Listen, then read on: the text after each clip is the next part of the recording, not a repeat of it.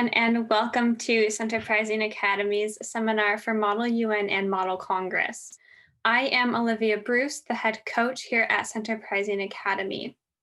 Here at Centerprising Academy, we offer experience-based online leadership and life skills programs for teens to develop into strong, purposeful, and resilient young leaders. We offer a safe environment guided by our Harvard undergraduate coaches in which to learn, explore, and connect in a self-directed way.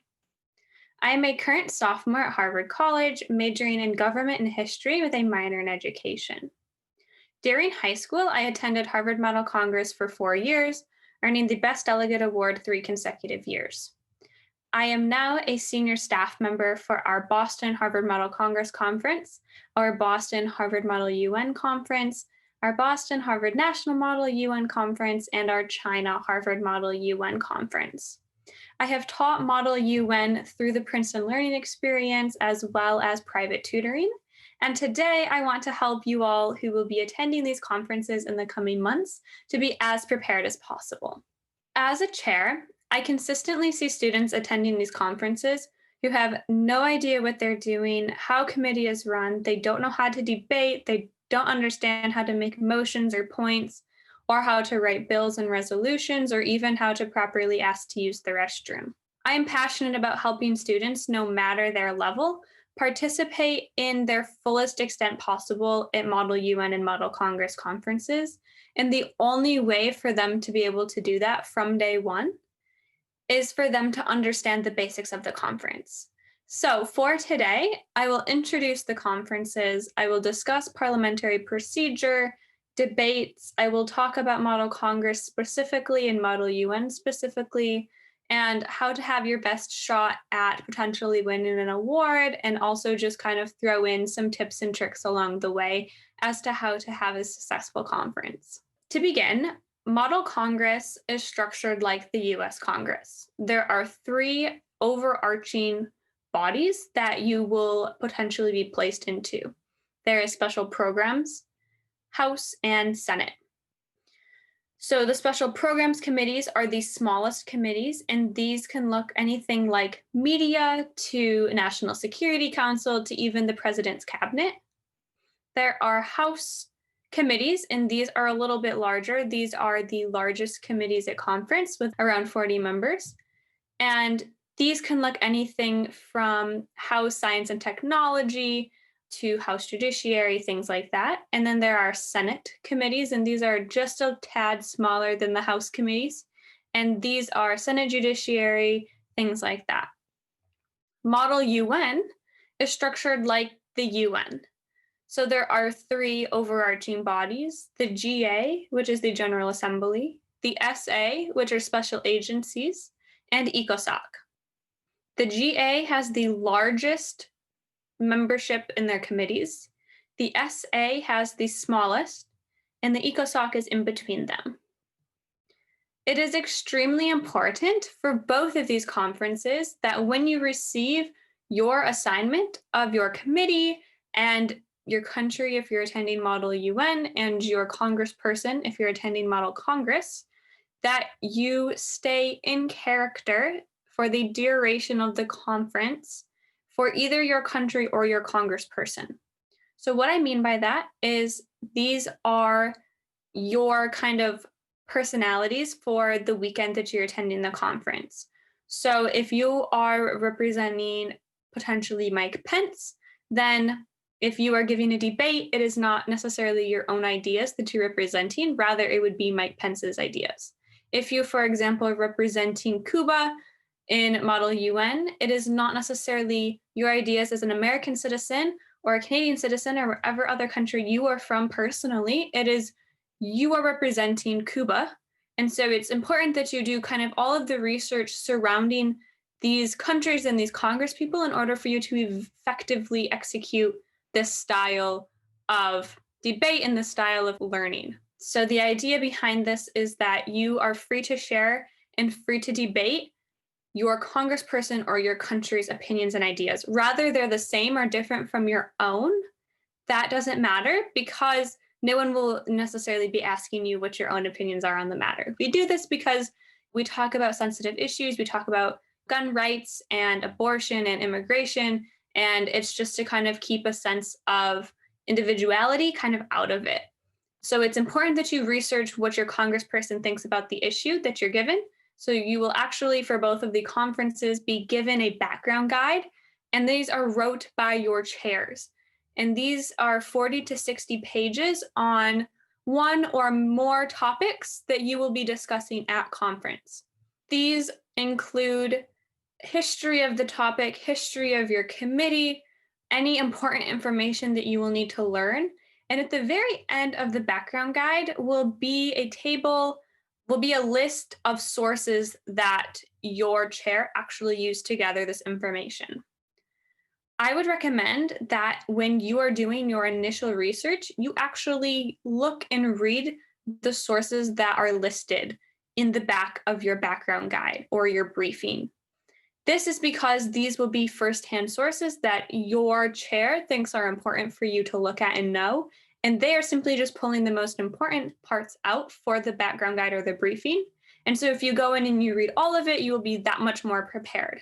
At the bare minimum, make sure that you have read through the entirety of your background guide and your briefing before you attend conference. It's very important to understand the history behind the committee you're in and the history behind the topic that you're talking about and discussing, and if there are any other important things that your chair kind of includes.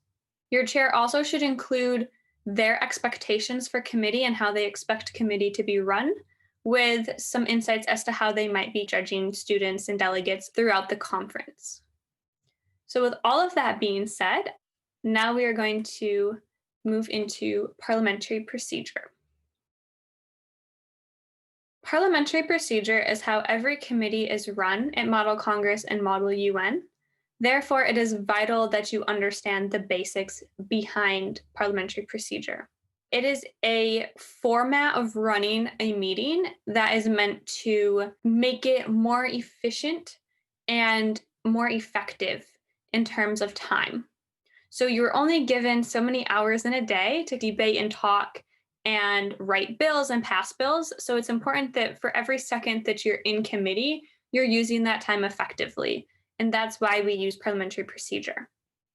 So parliamentary procedure includes points and motions and orders. It includes, if you were to vote on something, what the vote count would be in order to pass that one thing. Some important points to know are points of order. So a point of order would be if you think that something happened in the meeting that did not follow parliamentary procedure that is then affecting the rest of the committee. So if something should have been a majority vote and your chair said it was a 2/3 vote, you can just raise your placard, raise your hand and say, point of order, I think that it should have been, this vote rather than this one, and your chair will check. It's extremely important that when you bring up a point of order that you are not rude when doing so, because you are addressing your chair. And so it's important that you're still respectful when doing that. Another important point to know is a point of inquiry. So that's just if you have a question, you need clarification on something, you can ask a point of inquiry to the chair, or if you have a question and it's not really a good time to raise your placard and have a point of inquiry, you can always write a note and pass it up to your chair. That's always accepted.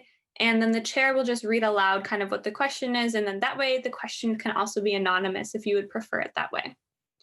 Another important point is point of personal privilege. So what that means is that if you have to leave the room for anything, whether it be a drink of water, a bathroom break, or to talk to your faculty advisor, you'll just raise your placard and say point of personal privilege, and then you just leave. No need to kind of tell us why. We'll just trust that you're taking care of your own personal business and not messing around outside of the committee room. Other important things to know are motions, and motions and points can only be made by delegates. So the chairs can actually not make points or motions. So what I mean by that is a chair can direct you in the way that they want you to kind of go. So they can say, the chair would look favorably upon a 10-minute speaking list with 1 minute speaking time, but the chair cannot propose that motion. So motions are specific actions that allow people the time to speak. So the first motion that you will make is to open a general speakers list. And this is to discuss, generally to discuss the topics that you were given to give your speeches. So for Model Congress and Model UN, there are opening speeches that occur for both conferences, and they include parts of your pre-conference assignments. And you present these during the first speakers list of the first committee session. It is important that you are very well rehearsed in your topics and that you come across to the delegates and the chair as knowledgeable and fluent in all aspects of the conference. So debate style, the topic that you're talking about, your position on the topic, and parliamentary procedure. So that would be the first motion that you would make. So you would say, I motion to open a general speakers list. With that motion, you have to give the amount of time you would like it to run, generally 10 minutes. So that would look like I motion to open a 10-minute general speakers list. And you also have to indicate how long each person has to speak. And it has to be divisible by the amount of time that you actually allotted for the speakers list. So if you said 10 minutes, you cannot give 3-minute speaking time because it doesn't divide properly. So you would say, I motion for a 10-minute speakers list with 1 minute speaking time. So 10 people would then have the opportunity to speak. Another important motion to note is motioning to move into a moderated caucus. And a moderated caucus is where everyone will speak on a specific topic. So let's say that you're talking about climate change. If you are moving into a moderated caucus, you would have to specify what exactly you were talking about. So you would say, motion to move into a moderated caucus for 10 minutes with 1 minute speaking time on the topic of divesting from fossil fuels. Think something like that, something that makes it more specific. Another important motion is motioning for a unmoderated caucus. And generally, unmoderated caucuses will last anywhere between 5 to 10, sometimes 15 minutes. So these are where you actually will begin to start writing your bills and writing your resolutions and forming your blocking groups. And so in unmoderated caucus is where the rules of debate are suspended. You're able to get up out of your seats, walk around, and discuss with other people until that time is up. It is also important to note that during moderated caucuses and during speakers lists, when your time is up, you will be gavelled. So the chair will hit the gavel and ask you to please stop talking. They will do this as soon as the timer is up, even if you're in the middle of a sentence. So it's not that they're being rude or that they don't care what you have to say. It's just that in order to get through everybody and to get through all of the speakers on the speakers list in the time allotted, they need to have everyone stop right when they're supposed to stop. I mention that because it's important that you say everything you need to say very concisely. So we don't need long-winded debates. We need debates that are full of information and are very quick, anywhere between 45 seconds to a minute, sometimes even 30 seconds. Another important thing to note is that there are seconds required for motions. So anytime you make a motion, it needs to be seconded before it can be voted on.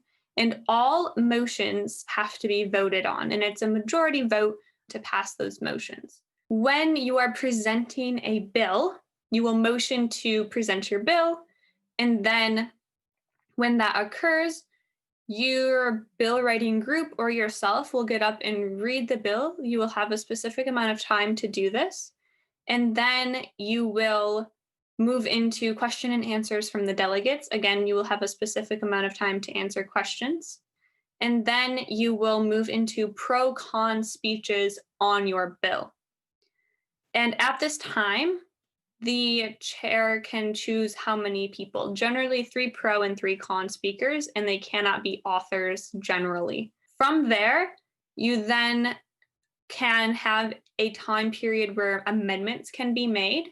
And amendments are friendly if the authors agree with them, and amendments are unfriendly if they do not. And then If they're unfriendly, they go into the same sort of procedure. The amendment is read, the amendment is then debated, and then the amendment is either added to the bill or disregarded. Friendly amendments are automatically added to the bill. We will now move into debate. So as I mentioned before, opening speeches occur for both conferences, including part of your pre-conference assignments. Make sure that you do your research for these opening speeches as they set the general precedent of how your chair and your delegates will view you for the rest of the conference. So you want to make sure that you appear as knowledgeable as possible. I want to talk about the difference between prepared and impromptu speeches and what that looks like for these conferences. So prepared speeches are speeches you have time to write out. Generally, your first speech, your opening speech will be prepared. You'll have time to write this out and prepare for this. Most other speeches will be impromptu, which means on-the-spot speeches. And I use speeches and debate as the same term just because you're never going to necessarily have a formal debate where you have a specific structure for that. It's generally just you listening for flaws in the other's argument and using those flaws to then build a rebuttal in your head and give it during a moderated caucus for or against their argument. It's important that anytime you give a debate, that you are building on the other's arguments. You are not just repeating what others have said, unless it's something that someone has forgotten and maybe said something a little differently. So you always want to be adding content. Don't speak if it's going to waste time and you just want to be able to have a tally mark that you spoke. That's not going to be productive for your time or the chair's time or anyone else's time. So just make sure that anything that you say adds to the conversation and can be used very effectively. There are, again, as I said, general time limits for debates and for speeches. You will be gavelled down if you continue to talk. So basically what that means is the chair will just bang the gavel until you stop talking, and that will not earn you points. So finish your sentence. Generally, they'll be okay if you have a couple words left. So if you're in the middle of a sentence and they gavel, finish really quickly and then go ahead and sit down. And that's the way that we generally do that. I am sure that you want to learn more about bill writing, resolution writing, how some chairs may judge awards, and some final tips and tricks. If you have any specific questions, please ask in our online forum. And if you haven't already signed up, please visit the link to sign up. It's complimentary to all students. And we will be having a webinar series on the topics that I'm talking about, where you will be free to ask questions to myself and to meet with a community of other students and coaches that are also kind of experiencing the same thing you are, whether it's their first time at Model UN or Model Congress, or they're looking for specific kind of help in one area. In addition, we at Centerprising Academy offer special performance coaching, which are one-on-one sessions with our Harvard undergraduate coaches. And coaching can include anything you really want to focus on, but I would recommend that for those attending conferences for the first time or who maybe want a little bit more help, getting coaching in the areas such as bills and resolutions and turning ideas that you have into preambulatory clauses and things like that, and also practicing your opening speeches, writing your opening speeches and your position papers, and practicing impromptu debates. These sessions are weekly 25-minute individual coaching sessions over Zoom. So thank you so much for watching this video, and I hope that I answered some of your questions. Please check out our website for more of our offerings and information, and I hope to see you at our seminar and our forum or at a coaching session.